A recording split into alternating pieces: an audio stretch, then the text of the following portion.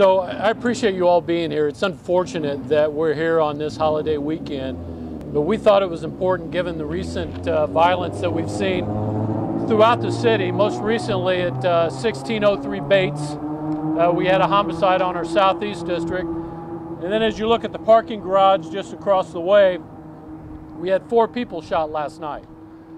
So we're here today to talk about that's not something we're going to tolerate throughout the city. It's not just downtown, but we want to make a safer place for everyone in the city. We have commanders that are responsible for multiple officers and multiple citizens, larger than most cities throughout the nation.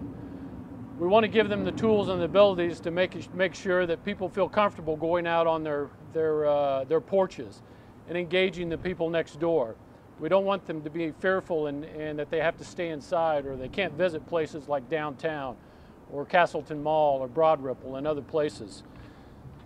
Just to give you an update on the 4 people that were shot, we have a 25-year-old that is in custody and our investigators are working through that.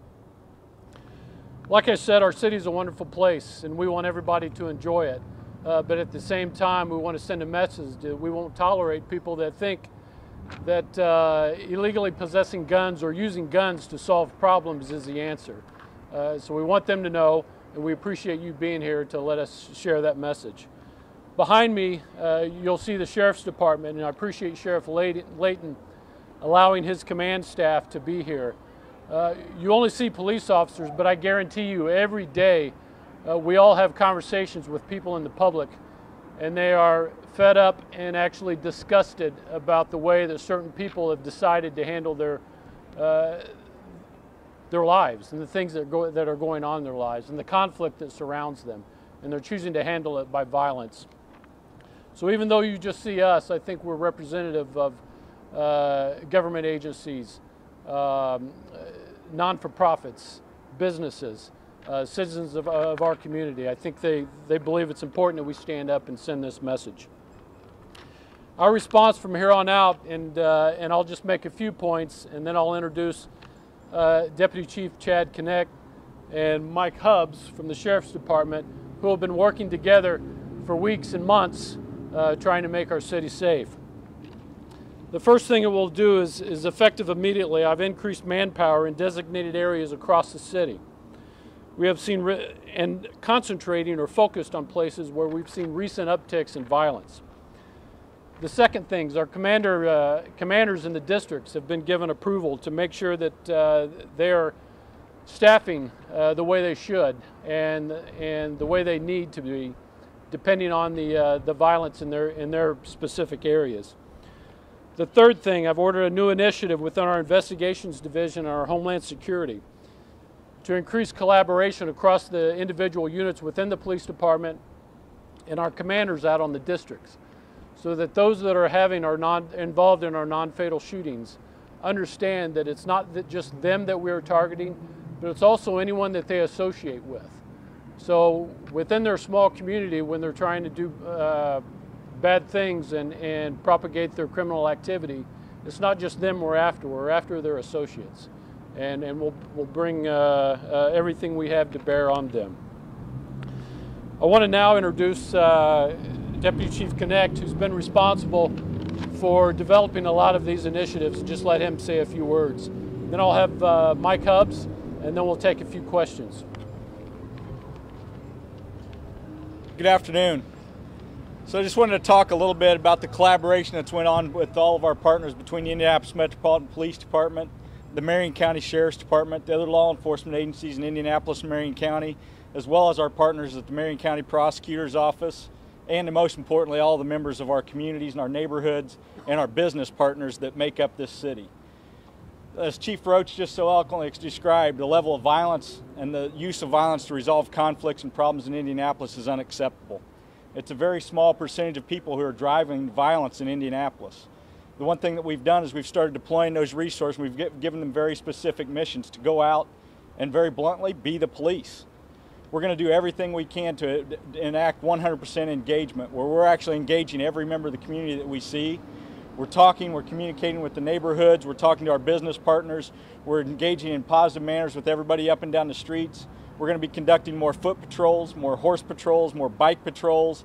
We're going to have officers out here from both of our agencies collaboratively working to make sure that we have safe areas not only in downtown but in every neighborhood that experiences violence. And also within that 100% engagement, make no mistake that if someone is violating the law, if they are carrying a firearm unlawfully, or if they're committing a crime with the use of a firearm, we're going to hold them accountable for that. Because we have to drive home the point that people who are settling conflicts by use of violent crimes and firearms, they're responsible and accountable for committing those crimes, and we're going to hold them accountable for that, along with our other partners in the criminal justice system. So we're going to work collaboratively throughout the summer, not just downtown, but in every neighborhood to enact that. You're going to see more of that as we go forward, working with our partners at the Marion County Sheriff's Department and the other law enforcement agencies. There are going to be officers on foot, there are going to be officers on bikes, there are going to be officers you don't even see. By that I mean undercover officers. We're going to have them placed in crowds, in buildings, wherever we need to have those officers. We're also going to be using every bit of technology that we can to enhance that. We're going to be analyzing social media. We're going to be monitoring every public and private camera feed that we have access to and relaying information to our resources on the ground on suspicious activity or possible violent crime. And then we're going to be taking law enforcement action on that. We're going to continue to work on all of our social disorder index and those long-term social issues that are driving and developing those environments where the crime seems to perpetuate. But in the short term, we're going to go out and we're going to be the police. We're going to enforce the law. We're going to make lawful stops. And we're going to find those who are acting and committing violent crime in our neighborhoods to make it safe for our communities to come out and get involved and be engaged with us.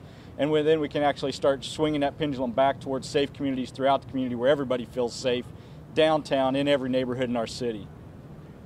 Major Hubbs. Thank you, Chief. Good afternoon. On behalf of Sheriff Layton and all of the deputy sheriffs here at the Marion County Sheriff's Office, there's no more important partnership than the Sheriff's Office has with IMPD.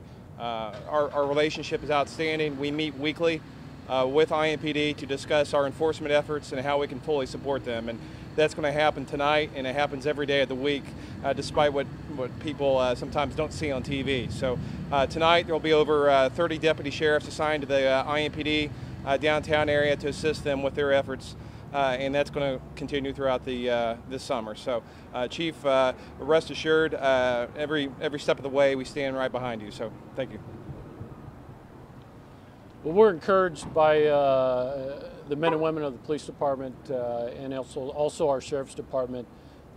We think we're up to the task. We do want to send the message that there are people that are aware of those that are involved in criminal activity.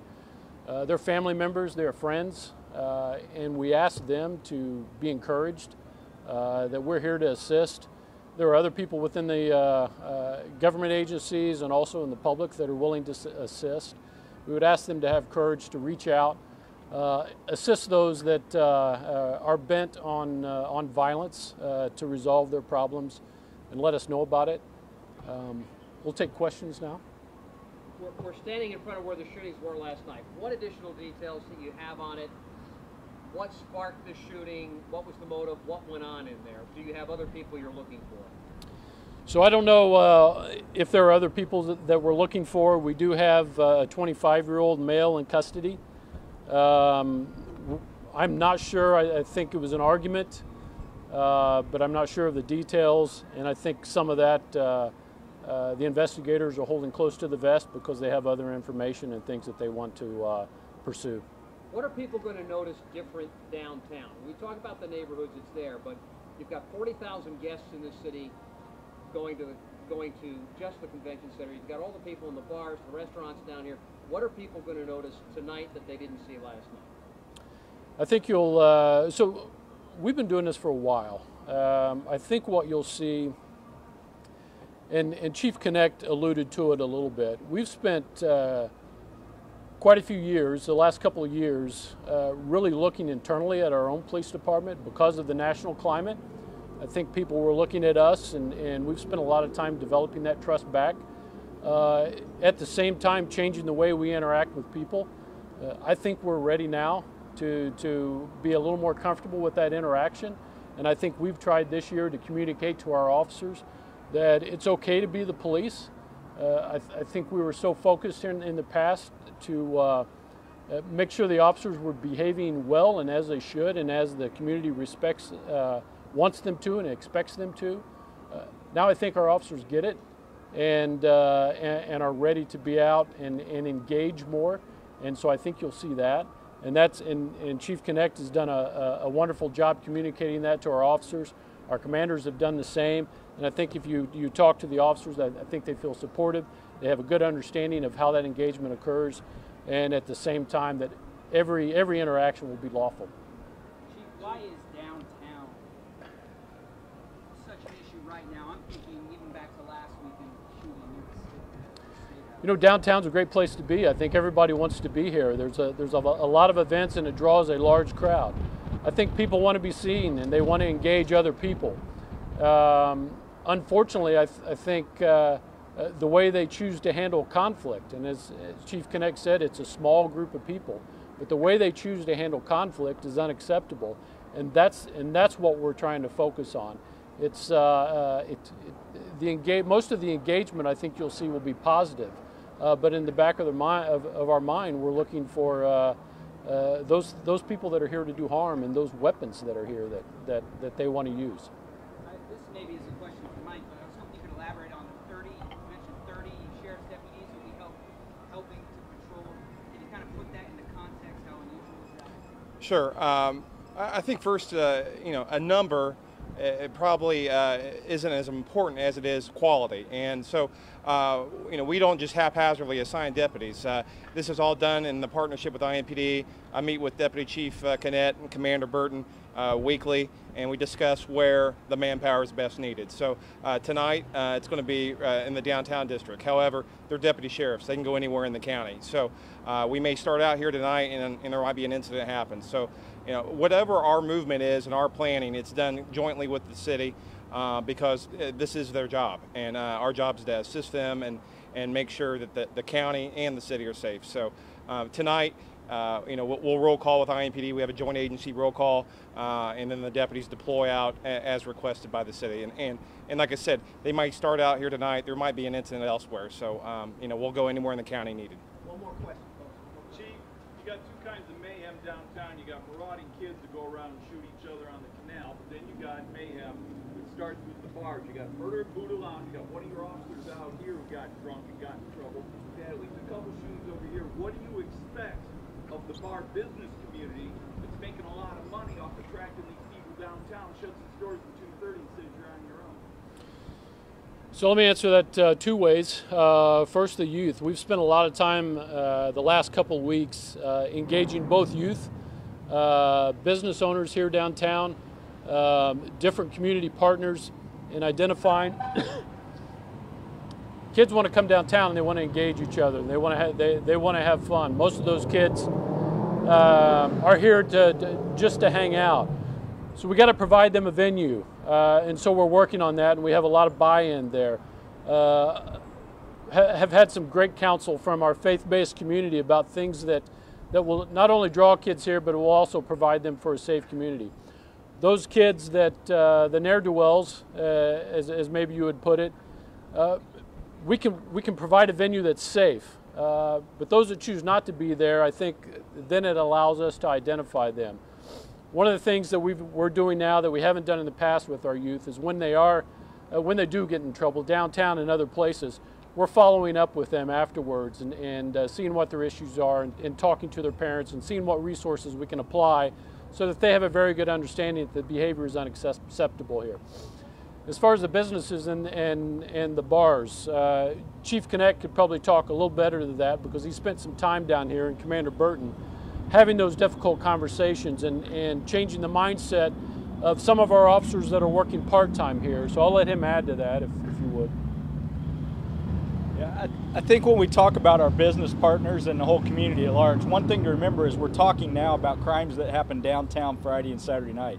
But like I said earlier, this just isn't downtown. It's in every neighborhood and every community, and it's 7 days a week, 24 hours a day. So we engage and plan and talk about what we can do better all week long. And then we implement those plans on the weekend. We put the resources where we need to. We have adaptable resources. We try to make the best utilization of technology we can. We partner with them on their camera feeds, their security protocols. How do our officers interact with their security internally? How do they communicate? How do they deal with conflict inside the bar, outside the bar? How do we actually provide overall public safety, not just for violent crime, but for levels of intoxication, for people who may be homeless, have mental health issues? How do we do that all week long and encompass that into one big plan and bring those partnerships together? And then each week we analyze, what did we do well the last weekend, what did we not do well? But like you said, it's a partnership, and everybody has an accountability and a piece of that. We hold our public and private partners know, and they know if business is going well and downtown is safe, they're much more profitable. If it's not safe and business starts to go down, they own that piece of that responsibility to make it safe because they want to have their businesses thriving as well. So they're very good partners. They work with us collaboratively on that, and we collectively build the best plan each week. And it's important to know we're using all the technology that we can. Like I said, it's not just the people who commit an act of violence, but oftentimes their associates, their known associates, or people who they have conflicts with, retaliate with other acts of violence. We're on top of that. We're using technology that we've never used before in order to build known associates, locations, vehicles, who's known to carry a firearm, who has past violent histories. And then we're also focusing on them, trying to get in front of any violent crimes they may commit. Partnering with our bar owners, letting them know who may be having a conflict when they come in the door, who's had a conflict at other bars before they came to their bars, who should they allow in, who should they not allow in. They collaborate with us, who they're having problems with inside the bars, what type of conflicts. Then we work collectively outside to de-escalate that conflict, separate those parties, and develop the best public safety plan that we can for the night. And then as violence erupts, we react to it quickly, swiftly, and take proper police action. And within that 100% engagement, that means taking police action when we have reasonable suspicion that a crime's afoot or someone may be unlawfully using or possessing a firearm. So we do that throughout the night, throughout the weekend, and all week long. We will have cops everywhere you can possibly imagine, and you'll see some of them, you won't see some of them. And like I said before, we're going to utilize technology. We're not just going to do living, breathing policemen, but we're going to do camera feeds, we're going to do live social media feeds. Every technology that we have available to us, we're going to utilize. Every element that the police department has, foot, bike, car, UAV, whatever it may be, if we have it available to it, we're going to use it throughout the summer and on these weekends and make sure our neighborhoods and downtown are safe. All right, it's a great city, it's a great weather, so come out and enjoy what the best that Indianapolis has. Thank you.